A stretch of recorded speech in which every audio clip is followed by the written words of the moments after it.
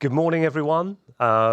Gives me great pleasure to welcome you to the Q2 2024 quarterly report and update from Envipco.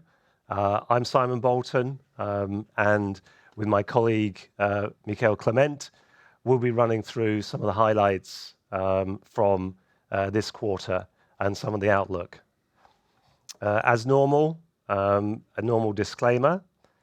Highlights Q2 2024. So we've had a solid quarter. The group revenues at 26.6 million were up over 61%. And what's pleasing is we see the growth that for many of you who have followed the company over the last few quarters that really started a couple of years ago, that's continuing through. So now last 12 months revenue is just under 115 million, which is over 100% up versus a year ago. Gross margins, one of our objectives is to grow gross margins. If you recall, our guidance is to have that as we exit 2025, 40%. So gross margins at 35.6% continue the growth and trajectory. EBITDA this quarter, 2.6 million and just under 10% EBITDA margin. The growth continues to come from Europe. So as we've explained before, this year is about executing on our existing contracts, Greece, Romania, Hungary, Ireland, and we're doing that. So revenue in the quarter was just over 17 million. What's pleasing is we're getting back to growth in the US. So North America revenues were up 40% year on year, particularly with some RVM sales, and also we're seeing some nice developments of program services as states, particularly Connecticut, start to refresh and push their bottle bills. A couple of things we want to update you on that happened after the end of the quarter. One of them was we continue to do really well in Romania. So we're very pleased to receive an order for over 200 of our Optima RVMs for a very large a local retail network. So that's really great, and those will start to be delivered in the second half of the year. And also we have acquired a company, Sensei, which trades under Sensei, which we'll talk about a little bit later. Really nice, innovative product in the small C-store format that continues to develop and expand our product range. I know a number of people tune in who have followed the business for a number of quarters. For those who haven't, we are a global recycling technology business. We do products and systems that support and automate deposit return schemes to aid the recovery of beverage containers. And really, this market is seeing transformational growth driven by legislation, particularly in the EU. New regulation has been approved a couple of months ago, the packaging and packaging waste regulation, and that's driving now implementation deposit return schemes. And with billions of containers circulating, even in small European markets, they need the products and services that Envipco delivers.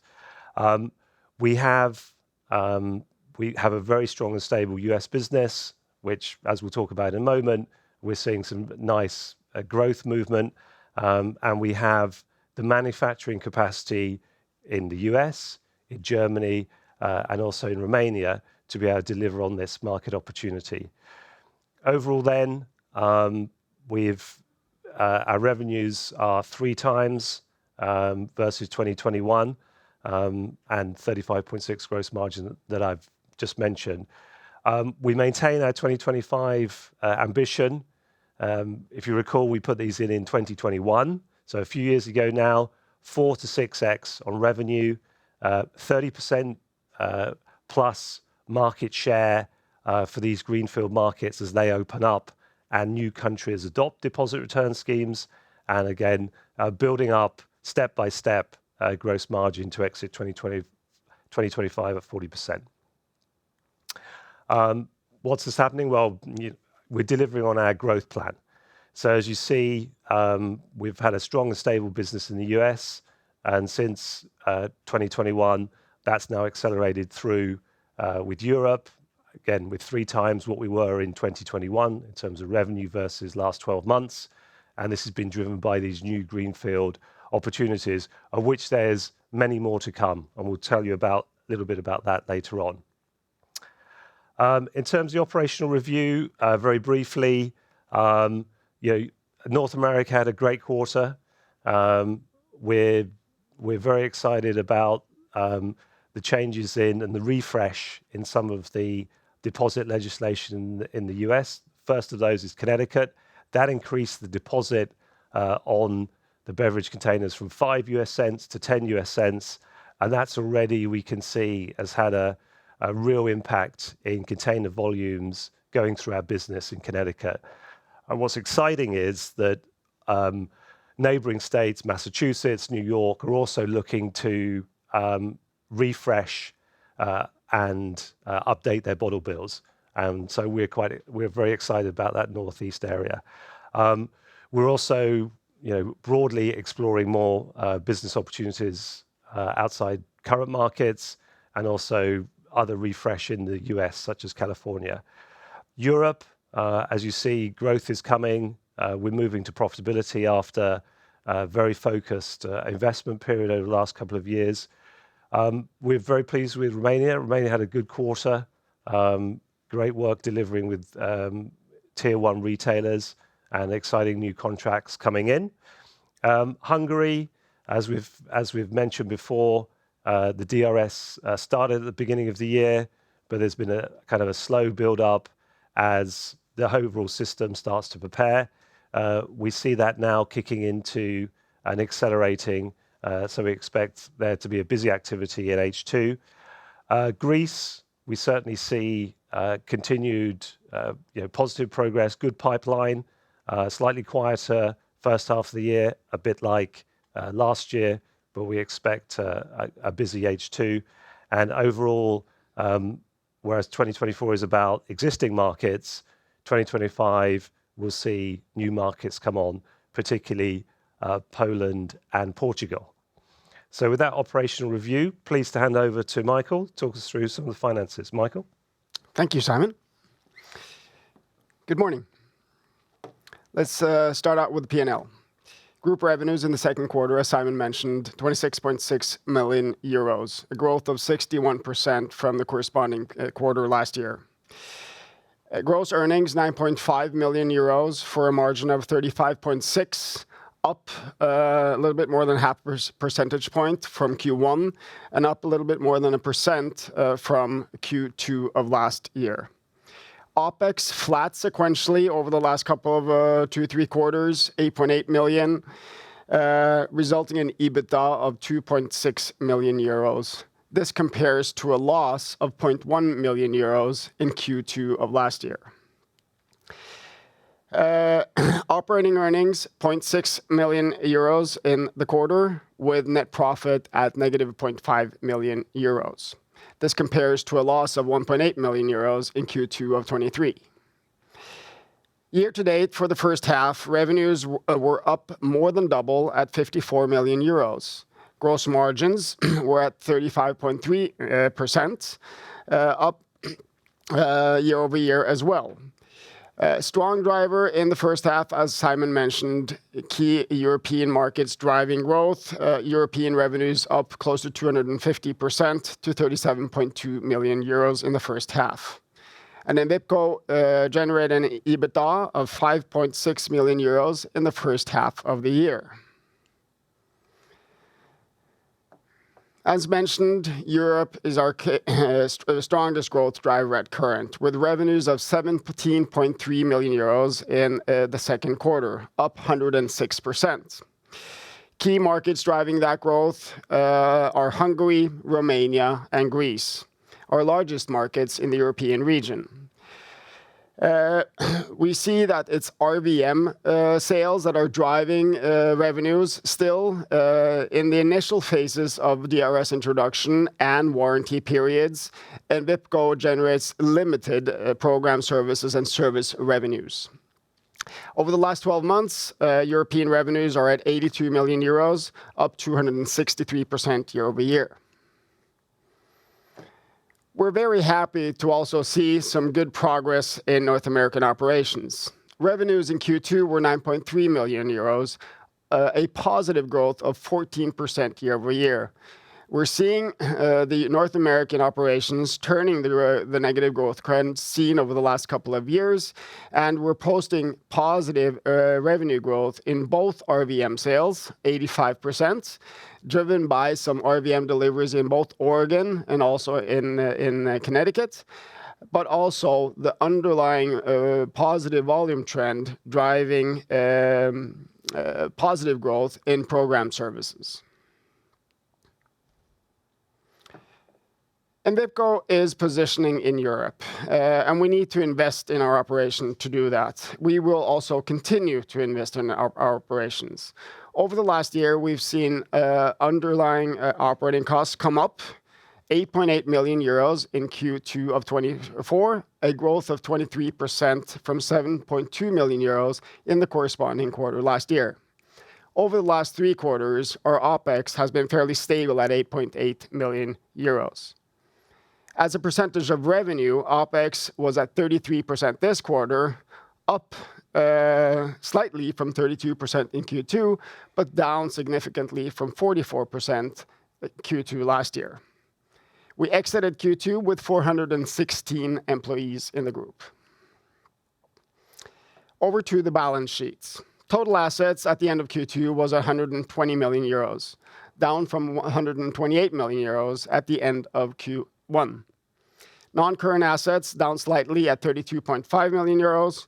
Non-current assets are primarily made up of PPE and intangible assets. Intangible assets are largely activated development costs. Current assets are down from 94.4 to 87.9 million euros, with the reduction being in cash balance, ending at 24.4 million euros at the end of Q2. We have invested further in inventories, and our receivables are also up. We need to have some strong responsiveness to new key customer demands and requests. And we also are seeing an increase in activity into the second half, leading to the higher inventories at the end of the quarter. Further driving down cash this quarter is a reduction in accounts payable from 20.5 at the end of Q1 to 15.2 at the end of Q2. Total equity exiting Q2 was 67 million euros for an equity ratio of 56%. Total borrowings down 0.4 million euros at 19.2 million euros at the end of Q2. Finally, the cash flow. Cash flow in the quarter, cash from operations minus 6.8 million euros. A positive EBITDA of 2.6 million euros was offset by the said working capital buildup of 8.1 million euros. Lower payables, higher inventories, and receivables exiting Q2.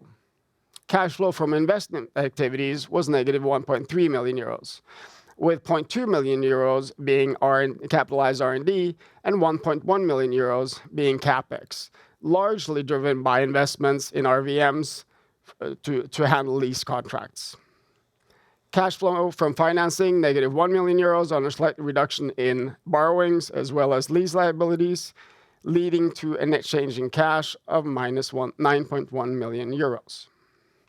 Exiting the quarter with 24.4 million euros in cash. Thank you. Further on to you, Simon. Yep, great, Mikael. Thanks very much. Thank you. Just a couple of slides then to end and give some views on outlook, and then the platform is open for questions. So please do add those into the chat, and we'll get to those straight away. Good. So I think solid Q2, and really it continues our step through our current growth journey. It's being driven by EU legislation in general. So we're very pleased to see that continued momentum, as we've announced before, and has been widely shared in the media. the packaging and packaging waste regulation is really an important part of legislation, as is individual country announcements and communications like the UK with deposit return schemes coming in 2027 and being supported by the new Labour government that came in a month ago. We've got promising outlook. As we said, 2024 is about delivering on existing markets that are transitioning and accelerating their deposit schemes, Hungary, Romania, Ireland, and of course pre-DRS in Greece. And we really like the momentum in general that's building around DRS, particularly in Portugal and Poland. We're back on track to continue to develop gross margins up this quarter, and that will be one of our main focus. Has been a focus and will remain a focus throughout the next quarters. Overall, then, reconfirm our guidance. We really want to have a good position in these new markets, 30% plus market share, 4 to 6x growth, 21 versus 25, and as mentioned, gross margin at 40%.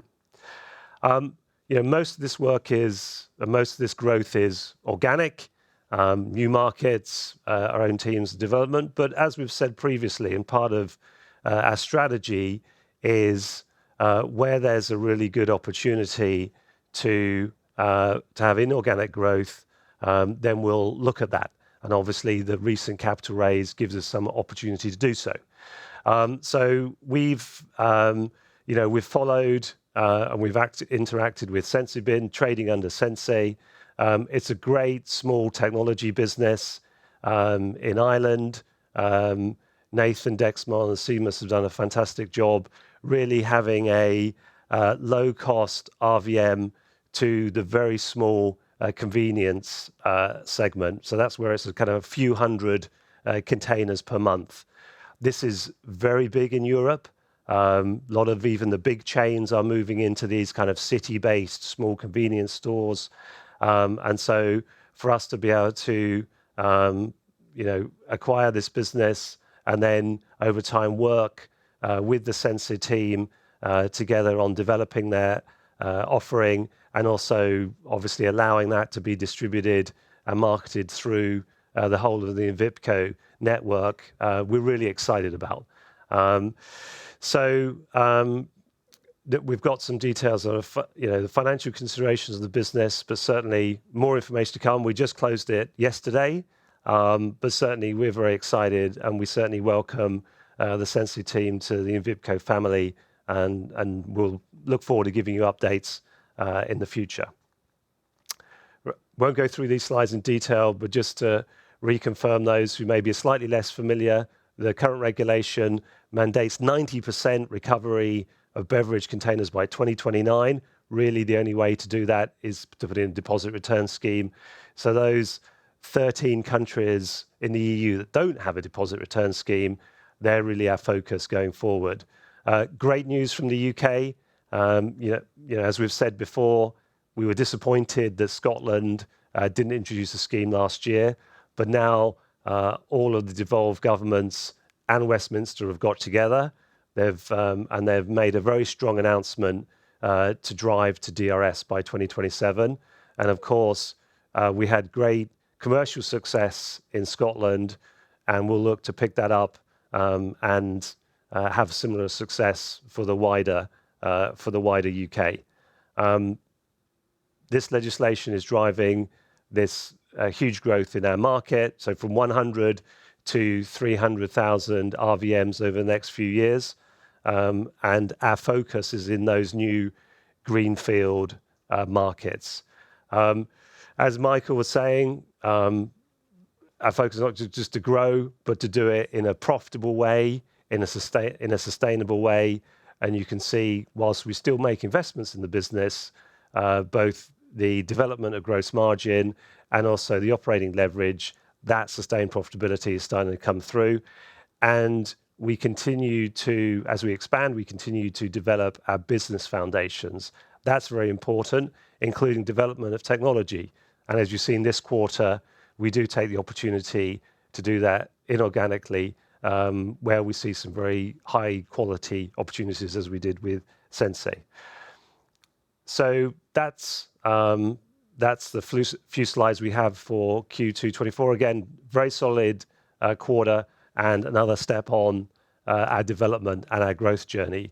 Q3 is in November 21, and I will now hand over. Michael, I think we have some questions, I hope. Yes. Great. They're coming here. They come fast. They come Great. fast. A number of them, and I think we'll just try starting to address some of them. How do you view revenues in the US from here throughout 24? Yeah, certainly. Look, as we said, I think it's been a really good quarter for the US.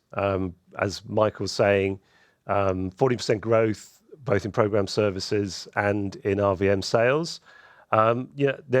We've got a very high component of program services, so you will see, as you've seen previously, there's some seasonality. So you'll see that seasonal curve on the US revenue. However, we certainly see, step by step, the overall level in the US increasing, and we hope in the medium term, some of these refresh states, or even in the long term, new states coming in to drive the US business. So as we think US and more broadly kind of North America, not the same tearaway growth as Europe, but certainly a positive trend. Yeah, Q3 is a quarter of high consumption of beverages. Yeah, exactly. Naturally, so we tend to see some higher volumes in Q3. Yeah. New markets. Could you provide the latest color around Poland and also other markets such as the UK and Portugal? Yeah, sure, certainly. So, as we briefly mentioned in the presentation, we still remain very positive about Poland and Portugal. Poland, they remain the official go live date is the beginning of 2025. There's a lot of work to do, so we think it's going to follow a little bit of a model like some of the other markets where it goes live, and then there's a period during the year whilst the system is set up, proved beverages that have a deposit marking, etc., are put onto the market. So we see that happening. However, certainly the indications that we have from Poland are positive, and the scheme will be in place. And in Portugal, we see that coming in kind of towards the beginning of 2026. So in both cases, as we exit this year, there'll be commercial cases, and then delivery. We believe in 2025. European RVM revenues were down from Q1 to Q2. Which markets drive this development? I think it's primarily driven by Greece and Hungary. Greece is a little bit lumpy, and we remain very optimistic and confident to the opportunities that we see in Greece for the remainder of the year, also into next year. As to Hungary, as you know, there was kind of a soft startup of the DRS in Hungary. So few volumes of container volumes being redeemed during the second half. That has changed dramatically from July. So that somewhat explains kind of the slower pace in our deliveries in the second quarter.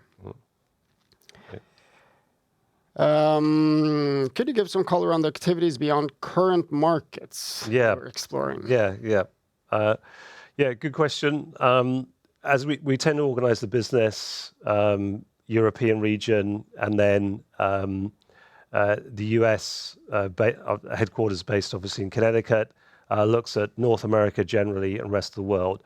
So obviously our focus, the biggest business in the US, but North America is obviously more than the US, and rest of the world, keeping an eye on things like South America, opportunities there. So what we did is we're just saying, look, whilst US and Europe is our key focus, we're keeping an eye on other markets.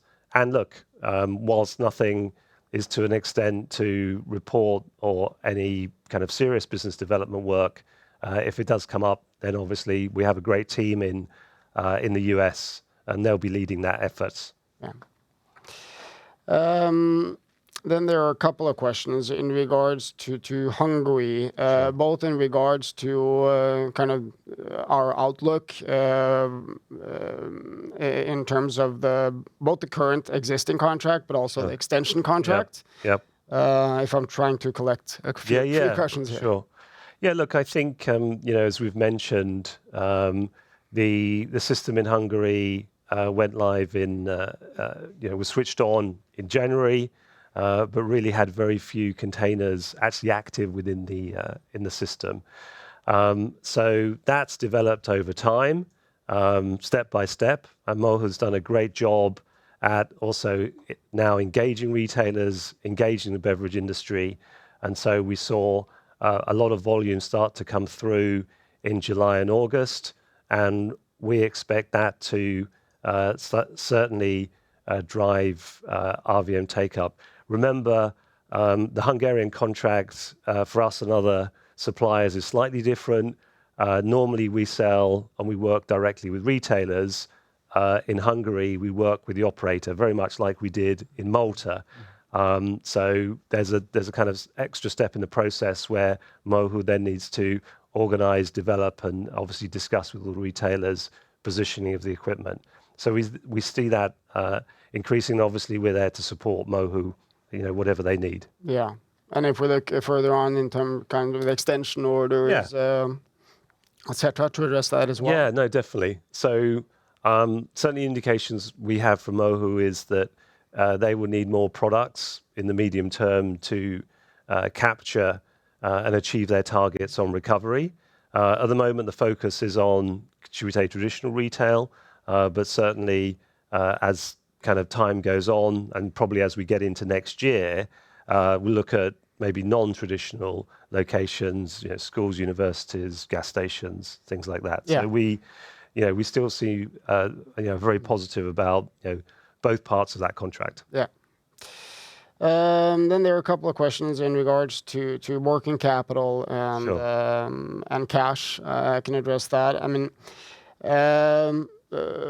inventories were a little bit up, receivables were a little bit up, and we had some down payments on payables, exiting the quarter with 24.4 million euros. And that is also for preparation of anticipated volumes into the second half. Yep. It is to have some type of readiness to be able to execute on new opportunities. We have many discussions with new potential customers asking us for our delivery capacity. So that's the type of readiness. As we move through the second half, we expect to work our way through that working capital, converting the inventories to receivables and eventually cash. And I mean, given our current outlook for the remainder of the year, we see the potential for a higher cash balance at the end of the year than we exited Q2 with. Yep. Netherlands, could you give some color on what type of opportunities we see there? Yeah, definitely. So Netherlands is interesting. As we've explained before, our focus is on greenfield markets. And clearly, Netherlands is not a greenfield market. It's had a deposit return scheme in since the 90s. However, a bit like Sweden, there are opportunities to use technology to support the system and to cope with the increasing volume that's passing through the Netherlands system, particularly in the form of cans and smaller bottles, which have been more recently introduced to the scheme. So we're working with the Opera Statiegeld Netherlands, and we have now several quantum machines working very well, having great feedback from both the operator and also the users and customers of the system to take back this higher volume in an outside location. So, whilst kind of normal RVMs is not necessarily our focus in Netherlands, although we we are delivering a few of those, focuses using our technology footprint to maybe solve some of the issues of the existing scheme. And I think quantum is a great opportunity to do that, like we did in Sweden. How much of the contract in Romania is expected for the second half? All of the announced contract is expected to be delivered in the second half of the year. Yep. Could you please provide further details around Sensei revenues, EBITDA, installed base of RVMs? Yeah, certainly. Sensei is a small business, has been going about 5 years. Again, great team, Nathan Dexman and Seamus. Relatively small install base at the moment in Ireland, but certainly has proved themselves. We've got commercial conversations going on in different countries. It's something that will fit within our existing footprint in Ireland. We don't expect it to have a kind of material impact in terms of our outlook, 4 to 6 times revenue to 2025. But we definitely see the way they've gone about thinking about the low-cost convenience segment, very interesting. Some of the innovative technology they have on the product, we see potentially has further application more widely. So we're excited about the product. It broadens our offering specifically for that segment. And of course, larger customers operate now kind of everything from hypermarkets to very small convenience stores in cities. So the broader footprint we have of technology to offer those customers, then we think better position we are for the future. But exciting and certainly very welcome to the team. Turkey, is that of commercial interest for Envipco? Yeah, so Turkey, good question. Obviously, Turkey not subject to the same strict regulation, but Turkey has expressed an interest and a vision to tackle plastic waste using a deposit return scheme. We're having conversations. We're looking at the market very closely. It's a complicated market, as you expect, big country, high population, very dispersed. So we're figuring out what's our best approach. But certainly we're engaged with the market. We're engaged with the key stakeholders. If you recall, we've used quite often now this kind of Gantt chart with different countries, and you'll see kind of Turkey is moved towards the back of 27, 28, 29 as that starts to organize themselves for a deposit return scheme. So we're engaged there. We think it's interesting, and potentially these very low cost solutions, simple solutions like Sensei could be quite interesting in such a market. Yeah. How would you quantify opportunities in New York and Massachusetts relative to Connecticut? Can we now? Yeah, that's an interesting one. I think overall our program services includes all of the lease and service type products for the US. Connecticut is important for us. Massachusetts and New York are also really quite important. We see again with Connecticut refreshing the bottle bill, we see really an improvement in redemption rates. So it's kind of 20, 30% plus in some weeks, which is great. Connecticut is relatively speaking a smaller part of our installed base versus the others. So clearly if Massachusetts and New York, which have active legislative programs, if they in the short, medium term come through, then we expect the whole of the volume in the Northeast to increase, which will be very exciting because that volume goes through existing infrastructure. Sure. So, yeah. Final question here, also in regards to Sensei. Yeah. Sensei, why are they currently the lowest cost RVM in the market? You wanna take that one? Sure. I mean, Sensei, the Sensei team have taken a very fresh approach to addressing the technology, using some very new advanced technologies, and approaching this in a slightly different way. With the focus of creating a product that clearly addresses a very price sensitive part of the market.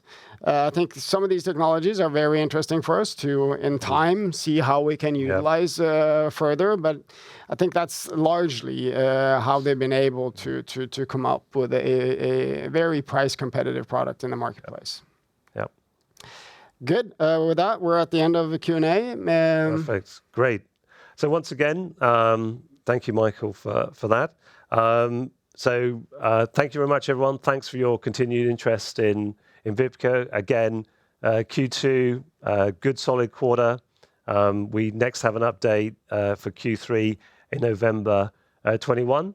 So thanks for your continued interest. Obviously, if you have any other further questions, then we're available. You contact the investor relations details in this presentation or our website. We look forward to staying in contact. And thanks very much. Goodbye.